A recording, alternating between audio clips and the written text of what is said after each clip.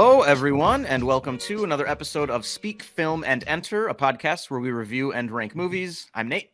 And I'm Dylan. And I'm Adam. And today is day 10 of our 12 Days of Christmas, which we're getting close. 10 days ago. So close. Yes, we are getting very close. Christmas is 2 days away. And it's in the air. Yes, our 12 Days of Christmas segment has not meant to be a definitive list or ranking in any way, and just 12 specials and movies that we wanted to watch or revisit this holiday season. So for today, we watched How the Grinch Stole Christmas, the 60s classic animated short based on the Dr. Seuss book, and definitely one of the most rewatched specials every December, I would say. Yes. Oh, yeah, 100%. for sure. 100%. I think my family, my brother and I especially, have seen this one so many times that when we watch it as the movie, like not on TV, we remember where all the commercial breaks are.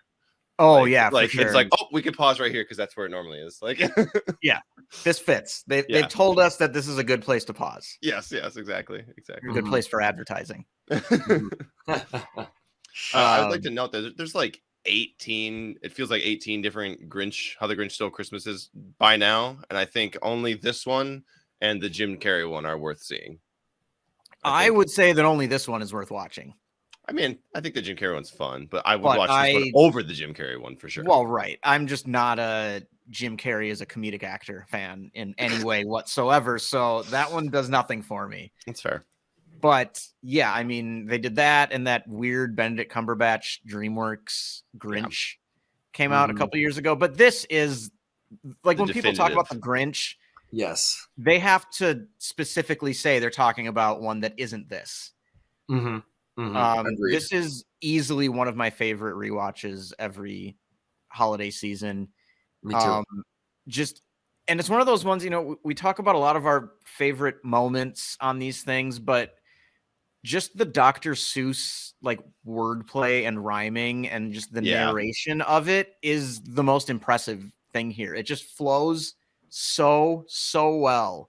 And just beginning to end, just listening to the entire story, it's a different kind of thing, but I think it just works perfectly.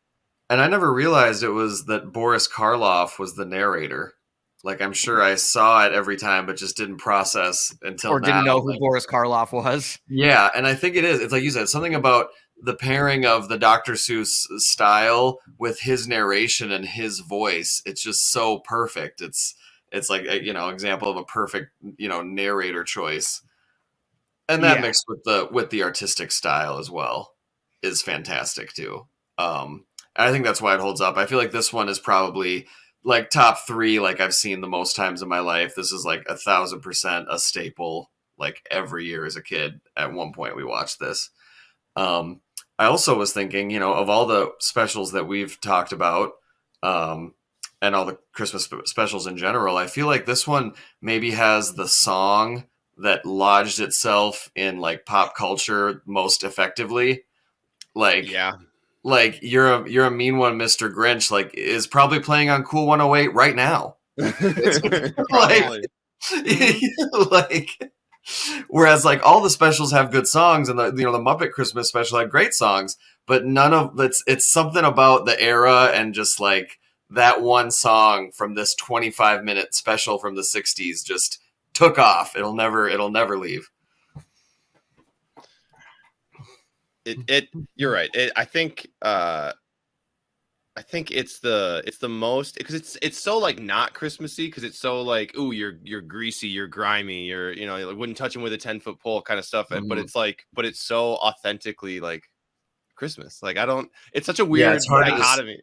It's hard to describe. And also it's by the well-known artist Thurl Ravenscroft. What? Whoa, that's a real person's name? Apparently, or it's their artist. Oh my God. The voice. Yep. Do they live in some type of manor by the sea? They have no image. Electricity? No, they have no image. They have no image. I clicked on them, and the first thing that shows up is a trailer for the Brave Little Toaster. Yep. They voiced Kirby in the Brave Little Toaster. Which one was Kirby? I don't know, but I'm sorry you brought it up. I'm going to ask. Was it the toaster? I don't think so. I think wasn't the toaster like Timmy or something? This is It gonna just get says sidetracked. Kirby. It is, yeah. Okay. But apparently he's done a lot of stuff. Well, that's awesome. But what a name! What a mostly voice stuff, uncredited. Oh yeah, he's done a lot of stuff. He was in the 1977 The Hobbit. But yeah, I mean, Who was he yeah. there? I love that movie so much. He was Goblin Orc Bolg. So he was multiple villains. Yeah. But yeah, Earl Ravenscroft. It's only fitting that like the Grinch has this type of like naming structure with all of its stars. Seriously, Yeah. Something bizarre and out of left field. Oh my God. Some of the lyrics of the song too are just, I mean, you already mentioned some of them, Adam, but there's something like, I can't remember what it is, but like the sort of spidery line. I'm trying to look at all the lyrics right now without just like completely forgetting that I'm here, but it's just so clever. And it's one of those songs that like, it's like the verses that are fun, not so much I mean, like the chorus is very memorable, but every time there's like one more verse because it's so clever. You're just like, oh yes, what else are they gonna rhyme together of things that are bad? Your heart's an empty hole. Your brain is full of spiders. You've got garlic in your soul, Mr. Grinch. Like, yes, I wouldn't touch you with a 39.5-foot pole. It also says here that Thurl was inadvertently omitted from the credits of How the Grinch Stole Christmas, after which producers Chuck Jones and Dr. Seuss took out a full-page ad in Variety to correct the oversight. They were like, Thurl is getting his respect. Put some respect. I believe. I hope the headline was just a giant first name. Thurl Ravenscroft sings that song that everyone loves. Oh my God. But yeah, that really stuck with me this time. And we're going down a Thurl Ravenscroft hole, but it's just that might be at the top if I ever have a kid. Like Thurl Ravencroft Johnson. The fact that it ends in Johnson makes it. That is terrific. That's wonderful. Yeah. But yeah, I mean, that really stuck with me this time seeing it. And also just the wonderful redemption at the end, you know, it's so simple. It's only 25 minutes. You know, you know it's coming, but something about when the Grinch's heart grows, you know, however many times. Three sizes. I wanted to say 3, but I was like, is it more? 3? Okay, yeah, and they're all just singing and just, it's so wonderful. It's just, how can you not, just a classic, you know, bad guy realizing the error of his ways moment. Yeah, and we also just get to hear the name Little Cindy Lou Who a couple of times, which is just Whoville. Yes, just a wonderful creation. Would you rather live in Whoville or the North Pole? I think the North Pole, because technically, I think Whoville exists on a snowflake. The Rudolph North Pole. Then Whoville. What about the Santa Claus North Pole?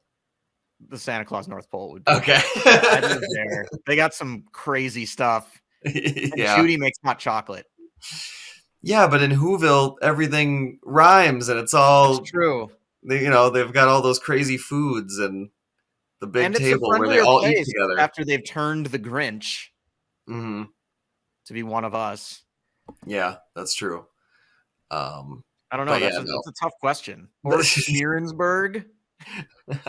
Definitely Whoville over Smearensburg. They maybe post redemption Smearensburg, but even then, it's right. It looks I don't know, kind of drab. Yeah, even at the best of times. But yeah, no, I had a great time revisiting this. It's just such a classic. Like I said, I think probably the one I've seen the most, or right up there. I can just I think for me, this one and Charlie Brown are the two that I always like absolutely make sure that I get to. And I do want to call out maybe the best comedic device in this thing, which is Max the dog. Yeah. When the music is playing, when they're going really fast down the hill and Max is at the front as the reindeer. Yeah. It's funny how great of a moment that is, because it's like one of the very few extended moments where there isn't narration. but just that we all know that great fast-paced music that plays as they're going down the hill, and then Max is just trying not to die, basically. Yep. And because the he different loves ways that he kind of runs into trouble are very funny, and I love that part, and I forget about it, and that's why I wanted to bring that up, because Well, Max is a hero. Yeah, and He's like a the great initial sidekick. when he ties the antler onto Max, and Max's body just goes like boop. It's like his butt just is stuck in the air, and he's like, I don't know what to do. His head's just on the ground. It's too heavy. I love all that. And he saws it off and changes it. Yeah. I think Max and Yukon Cornelius deserve each other. Oh yeah, God, that would be such a great pairing. For sure. Max was his dog. That's a superhero. They can carry a series by themselves. Yes. Right there. They're out of the specials game and they're into like feature length film. Yukon and Max. I think we just came up with some fan fiction we can write. Yeah, because we're definitely going to do that. Yeah, well, here's looking at you, Adam. Should we talk about our favorite parts? Yeah. All right. Well, I already did. It's the song. Yeah, I kind of did too with Max, but I'll pick just another one. Just the little bit where Cindy Lou Who comes out and she asks the Grinch, yeah, why are you taking our Christmas tree? It's just very heartwarming, and then the sort of slick way that he lies to her and that like curly grin that he gets, it's just a very memorable moment. So that one, and Max just struggling down the hill. Yeah, I think my favorite, what always drew me as a kid, was when he steals the presents, like how he steals all of the presents, like like stuffing the Christmas tree up and like slithering around. Oh, and, like, yeah, he like has like a giant vacuum to get all the presents and like plucks or all like the nails magnet. off. With the magnet. Yeah, I always thought that was super cool and inventive, and obviously it's Dr. Seuss, and like that's where that stuff comes from, and it's just wonderful, and that's always my favorite part, is watching that happen. So nice. Yeah. All right. Yep. Good for Dr. Seuss. Good for the world. Absolutely. Good for the world. I just feel like that's because of this now, like even like Dr. Seuss will for sure like always live. It's just nice that he made like an impact beyond just the books. Like this Christmas special, that song, it just nailed it. Just well done. Definitely. All right. All right. So I think that wraps it up, and as has become tradition here, Adam is going to take us out. Thank you, everyone, for following us on our journey this holiday season. This is day 10 and this week. And the lead up to Christmas. I know you're all probably as stressed and having as much fun as possible. Again, thank you for joining us for day 10 of our 12 days of Christmas. We hope you have a very Merry Christmas and have a happy holiday season. Thank you.